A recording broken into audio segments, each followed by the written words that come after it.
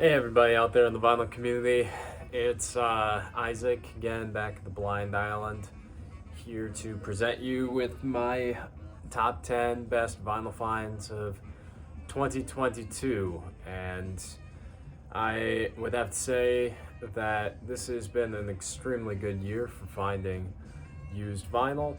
I also tapered back on my collection quite a bit. I think I got rid of about 350 albums, and so like really just trying to make it all killer no filler type of situation. And these finds, some of them I think would even make some of the big fish in the vinyl community a little bit jealous. Definitely not anything to extremely write home about to some individuals, but to me, I think that these are some pretty cool finds. So let's get started.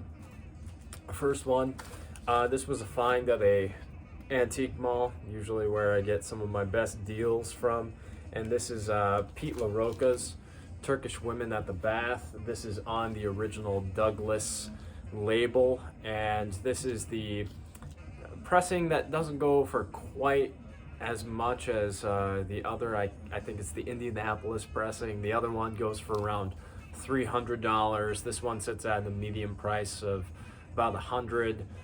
Regardless, I got this for 15 bucks. It has a smudge on track 1 that causes a tick. However, it's an incredible album. Sounds beautiful.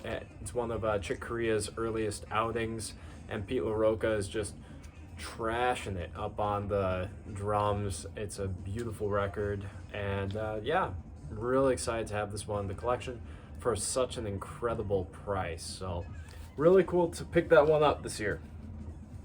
And next, found this one. Wife and I went to Las Vegas at the beginning of the year and found some really cool stuff there. When we went, I found the Coltrane's Sound original Atlantic pressing there, but I think that this one was even cooler. This is original pressing of Captain Beefheart's Safe as Milk. I paid up a little bit for this one, around $40. This is an interesting one. It has the Kaleidoscope label, doesn't have the red label, but the matrix numbers match original pressings of this. So I honestly don't know if this is an original pressing or with a later label plastered over it, because the Buddha Records label was just all over the map as far as reusing old records. And the history of this album is very long and storied. You can do your own research on that. And yeah, but great album for a great price, and super excited to finally have this one in the collection. And if you're interested to what we're listening to in the background, it's John Coltrane's Interstellar Space. Hopefully the YouTube algorithm gods allow me to continue to make this video without getting a huge copyright strike, suppressing it in the sweet stream. So I guess we'll see what happens. But next one, this is a huge grail for me.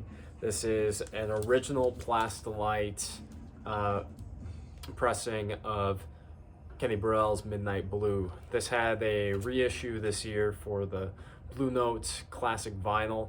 Unfortunately, I got a copy that had a little bit of fill in the tracks, so it caused some problems with a couple of the tracks, and it really it bothered me tremendously. But I was able to get a really solid copy of this. This is original pressing.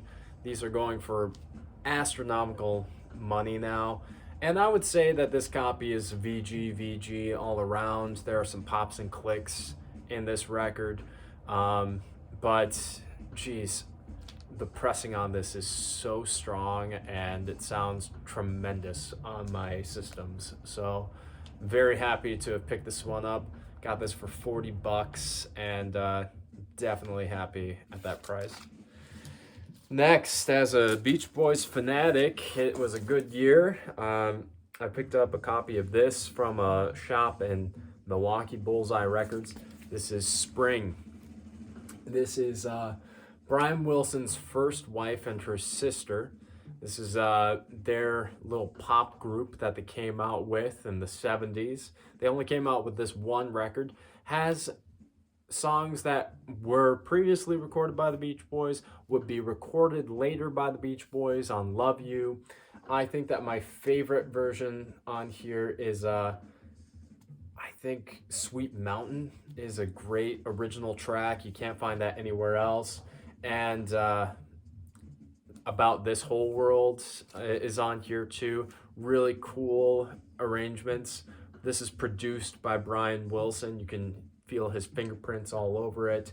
This is a really, really solid album. If you're looking for kind of a weird psychedelia with some pop sensibilities, 1970s, this is a really great place to go. You can't find this to stream anywhere other than YouTube, I believe.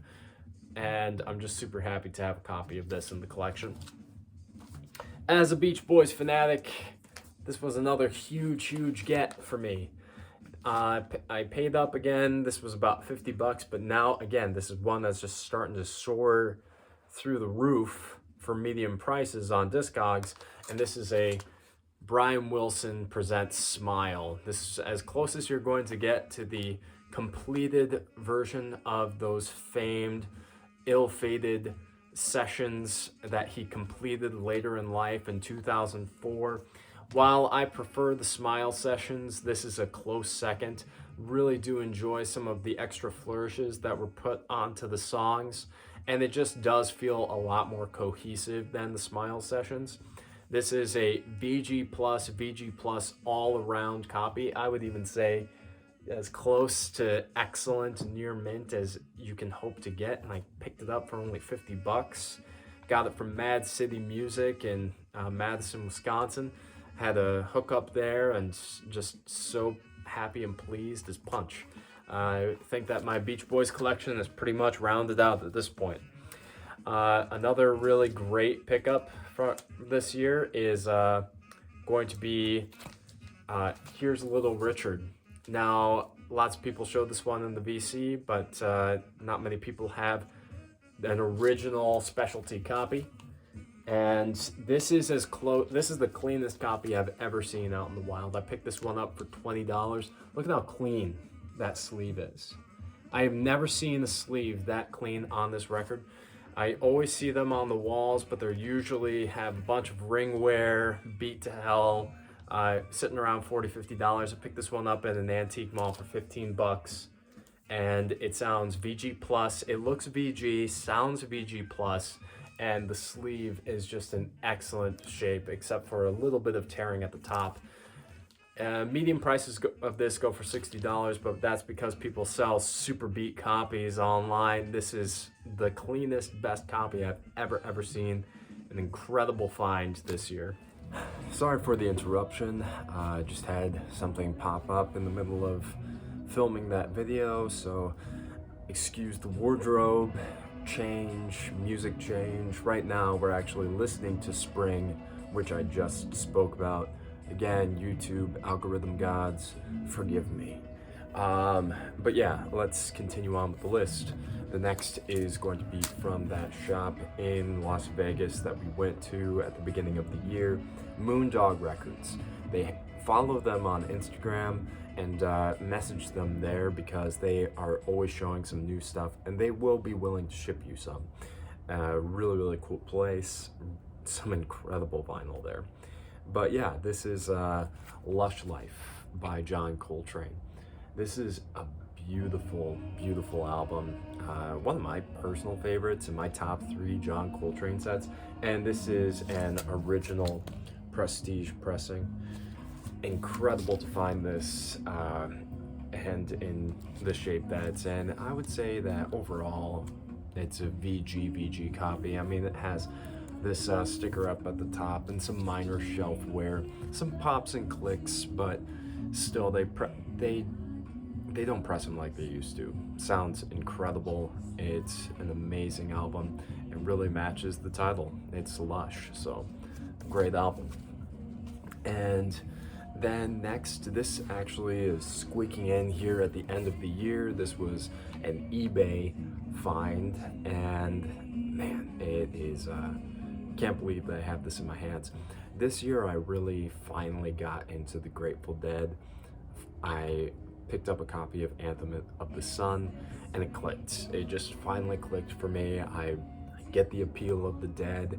I'll never be like that huge Deadhead fan that needs every single concert, but I found myself listening to some live material, really got into the stuff between 1969 and 72, and this was one concert that I really wanted, and I went on eBay, put in an offer, and I got it for a pretty decent price, definitely under the asking price on Discogs.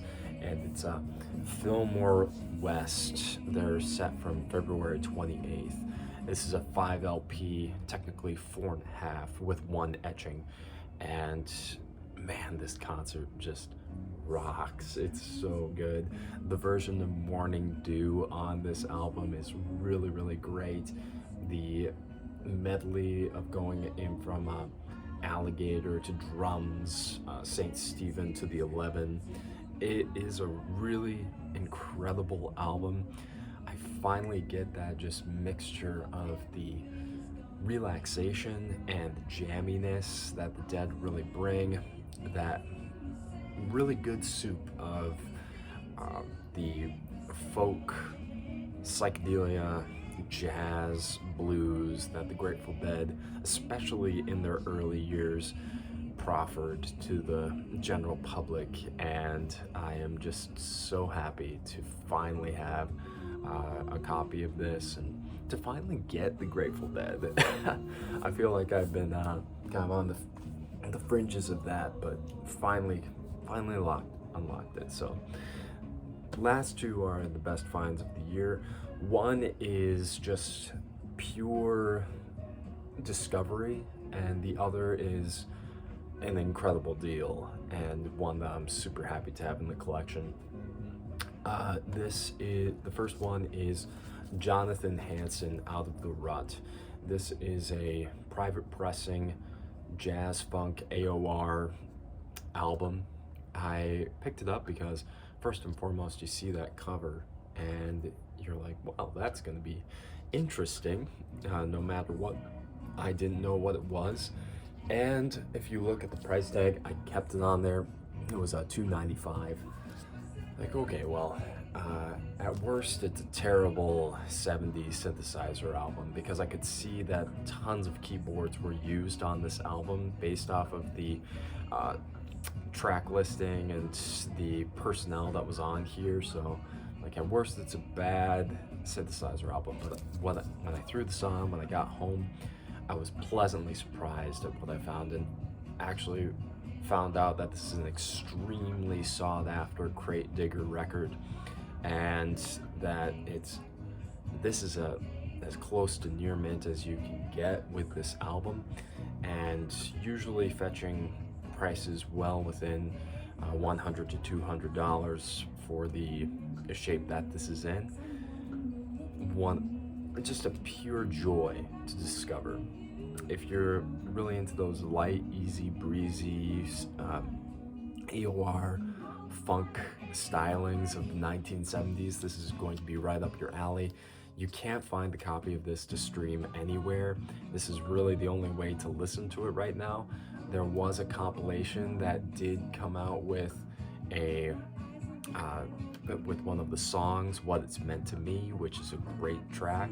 So you can stream that song on Spotify if you're looking to find out more about it. And this last one, this is just like insanity, insane grail status. I can't believe that this was found. Picked this one up at Paramount Records, and this is a UK pressing of Mazzy Star, So Tonight That I Might See. This was priced at $15. This is a, I would say, VG plus copy all around, and with the original sleeve as well. $15 normally goes sitting around $350. And just a beautiful neo psychedelia, lo-fi. I mean, if you haven't listened to Mazzy Star, I highly recommend that you do. They're an incredible band, and this is an incredible album, and I'm just so thrilled to have this one in the collection. I was definitely clenching my fists when I saw it and clenching my jaw because I just couldn't believe I found a UK pressing, even with the US reissues being incredibly difficult to find now. So really happy to have this one in the collection, as this is definitely one of my favorite neo psychedelia records. All right, guys, those are my best finds of the year. That's not including all the amazing gifts that I received from friends over this past year. There are some really great albums that I picked up that didn't quite make this list. I'll be making kind of a winter compilation here next week of records that I picked up this winter, and things that weren't featured here that would definitely be featured there. So what were some of your favorite finds? Let me know in the comments below, and I hope that you guys all have a great day.